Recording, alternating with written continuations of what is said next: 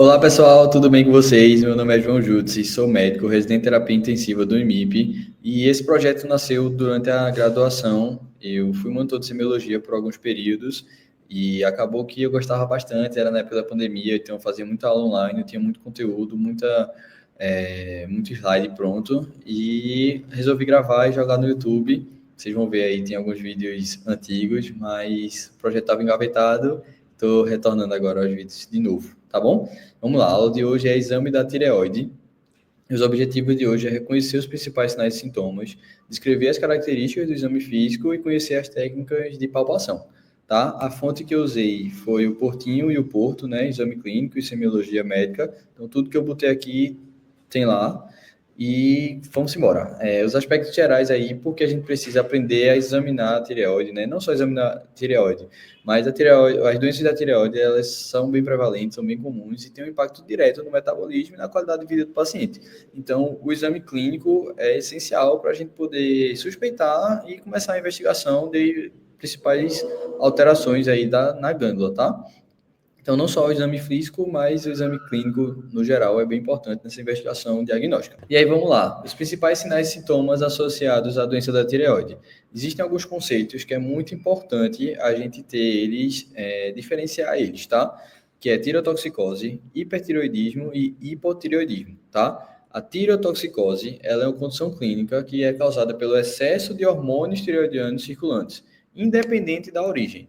Então, tireotoxicose quer dizer que tem muito hormônio tireoidiano circulando. Não sei de onde veio, pode vir de qualquer lugar, mas tem muito no corpo, tá? O hipertireoidismo, ele tem uma hiperprodução de hormônios pela glândula da tireoide. Então, assim, o hipertireoidismo, ele pode causar uma tireotoxicose, mas não necessariamente ele vai causar uma tireotoxicose e nem toda tireotoxicose é causada por um hipertireoidismo, certo? O hipertireoidismo é uma hiperprodução de hormônios pela glândula. A tireotoxicose é o excesso de hormônios circulantes. E o hipotireoidismo é uma queda da produção de hormônios tireoidianos, certo?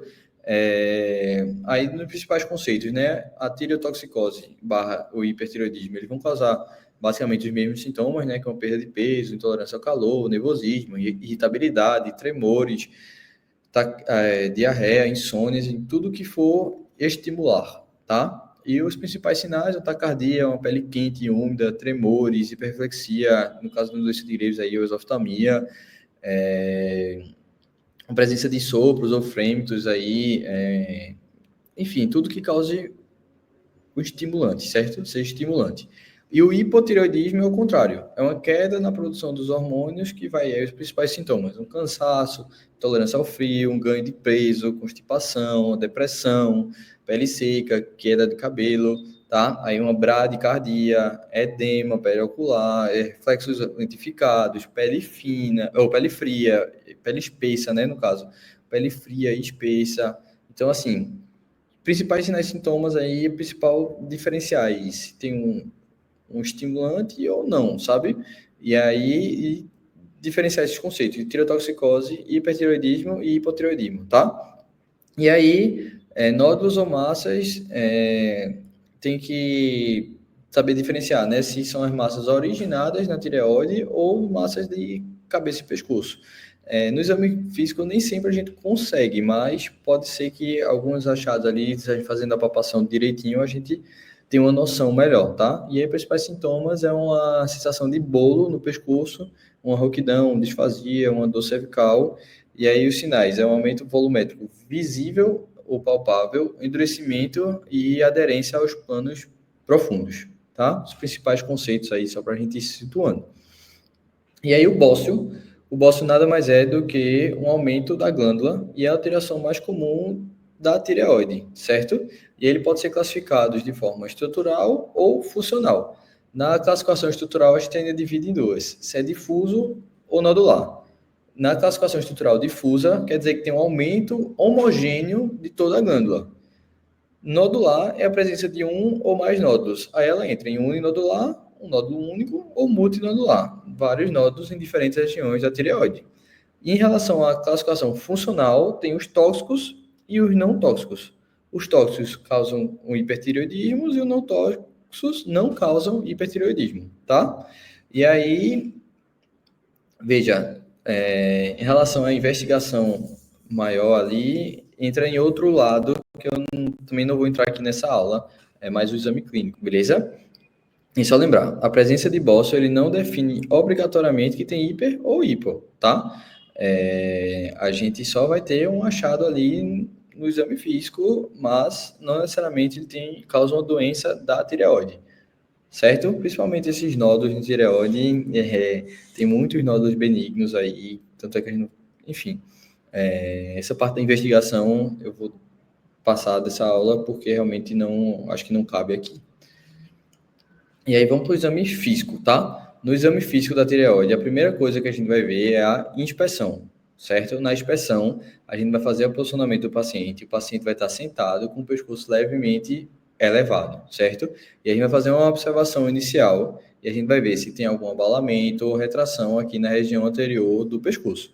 E depois a gente vai fazer uma avaliação dinâmica. Então a gente efetivamente vai pedir para o paciente fazer algumas coisas que era para a gente conseguir olhar e observar a movimentação da glândula, tá? Então a gente vai pedir para o paciente deglutir.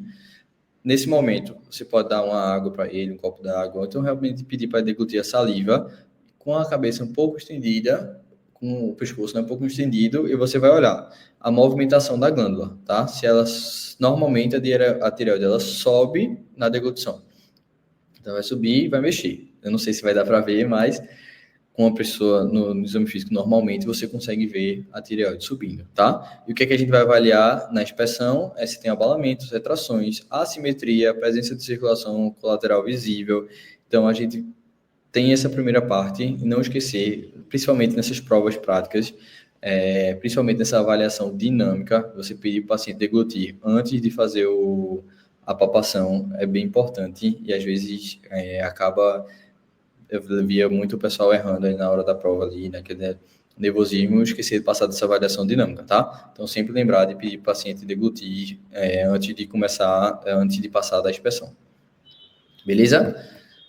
Na palpação a gente tem duas grandes abordagens, tá? A abordagem posterior e a abordagem anterior.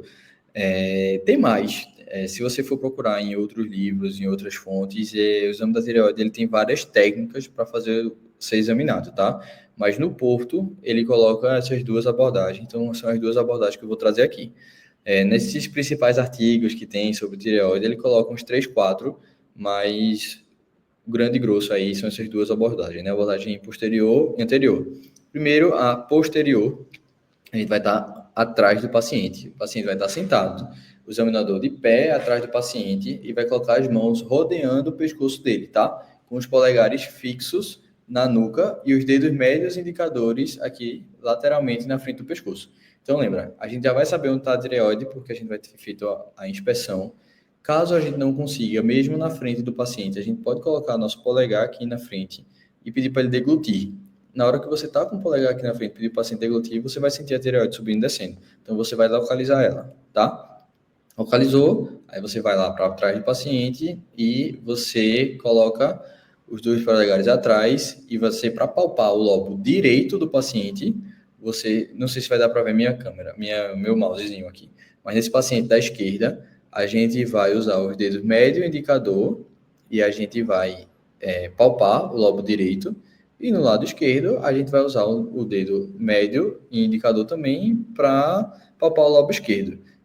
Aqui tem o esternocleidomastoide, então a gente pode pedir para o paciente lateralizar a cabeça para relaxar o músculo e a gente conseguir palpar melhor, certo? No Porto ele não coloca isso, mas é uma técnica aí que pode ajudar, certo? Também, não entra aqui também no Porto, mas você pode, ele coloca para você colocar uma mão em cima, né, e outra aqui do lado, mas também você pode empurrar com a mão para ajudar você a palpar o lobo que você está fazendo, avaliando contralateral. Então, algumas formas de ajudar a palpar, né? Ou você pode lateralizar para relaxar o esternocleidomastoide e você pode, com a outra mão, dar uma empurradinha para você conseguir palpar melhor os lobos, certo?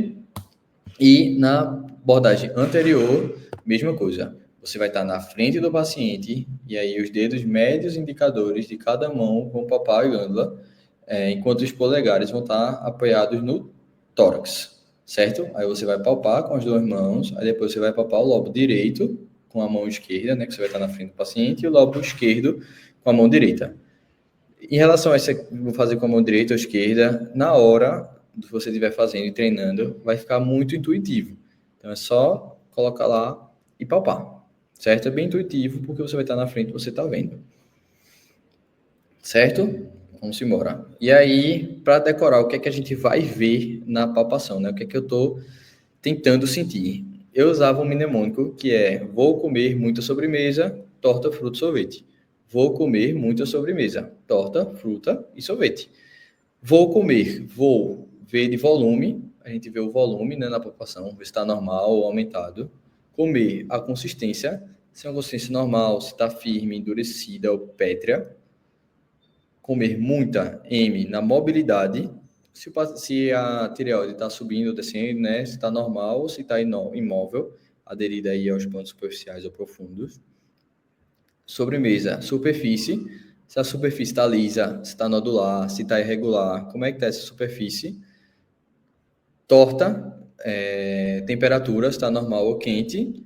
Frutas, tem frêmito, está presente ou não. E aí o sorvete é sopro e sensibilidade. Sopro se tem ou não sopro, e a sensibilidade se é dolorosa ou indolor a palpação, tá? E aí eu sempre tentava deixar esse mnemônico para eu não deixar passar nenhum na hora da prova, né? Então, sempre fechava o olho e pensava, vou comer muita sobremesa, torta, fruta, sorvete. E aí eu sabia quantos tinham direitinho. Beleza? Na ausculta, a técnica aí, a gente só ausculta se a glândula estiver aumentada, e aí a gente pode procurar sopros ali que podem estar presentes no hipertireoidismo, especialmente aí na presença de doença de Graves, tá? Outro sinal aí que aparece bastante, que cai muito também em questão de prova, é o sinal de Pemberton, né? O que seria isso, né? Seria avaliar a obstrução torácica por grandes massas cervicais, né? O paciente tem uma massa tão grande que ela vai causar uma obstrução ali e acaba que causa um surgimento de uma cianose facial, uma turgência jugular ou até uma dispneia mesmo, tá? Você vai pedir para o paciente, pode ser sentado ou em pé, ele eleva os braços acima da cabeça. Na hora que ele elevar, segurou, a cara dele começa a ficar vermelha. Ou cianótica, ou tem uma turgência, ou até mesmo uma dispneia. Certo? E aí, uma parte aí mais decoreba mesmo, que ele coloca no exame clínico aí do Porto, era a diferença das tireoidites. Tireoidite aguda, subaguda, de Hashimoto ou de Riedel, né? Não entrar muito em cada uma não, mas eu coloquei aqui, vocês tiram um print aí e vão decorando. Acho que isso aqui é a cara de ter um flashcard, tá? Pau, bota do outro lado. Tireoidite aguda, processo inflamatório decorrente de invasão bacteriana da glândula. Subaguda pode ser causado por um vírus ou agressão autoimune. Então, colocar um do lado do outro, beleza? E aí, assim, isso aqui é exatamente como tá lá no Porto, tá? Eu copiei e colei da tabela dele lá. E por último, um resumo aí rapidão. Lembrar de, primeiro, sempre fazer a inspeção, certo? E na inspeção, lembrar de fazer a avaliação dinâmica, a palpação. Aí na palpação, você vai avaliar aqueles mnemônicos que eu deixei, beleza? A ausculta, se tiver um aumento, e tem um sinal aí de Pemberton, que aí em caso aí de bócios volumosos. Aí lembrar de diferenciar tireotoxicose de hipertireoidismo e só tem uma atenção aí em coisas que chamam a atenção da gente aí, são sinais de malignidade. Nódulo duro, fixo, associado aí a uma rouquidão ou disfagia, a gente pode ligar um alerta aí numa malignidade, tá? E lembrar que as tireoidites podem ser extremamente dolorosas, então a gente no exame físico tem que ter cuidado para não gerar muita dor. E aí, dica prática aí, todo mundo treinar a palpação usando tanto a abordagem anterior quanto a posterior, certo? Identificar aquela avaliação dinâmica, né? Pedir para avaliar aí, faz em casa, faz com os amigos aí, faz durante as aulas e tenta aplicar também o sinal de Pemberton aí como treino, que, enfim, não vai dar positivo quase nunca, mas se tiver um dia aí, vocês nunca mais vão esquecer. Beleza? É isso, galera. Foi uma aula mais curtinha, mais tranquila. Obrigado aí pela atenção. E qualquer coisa que vocês tiverem, pode chamar aí. Acho que o meio mais fácil de falar comigo é pelo Instagram. E vamos embora. Tamo junto.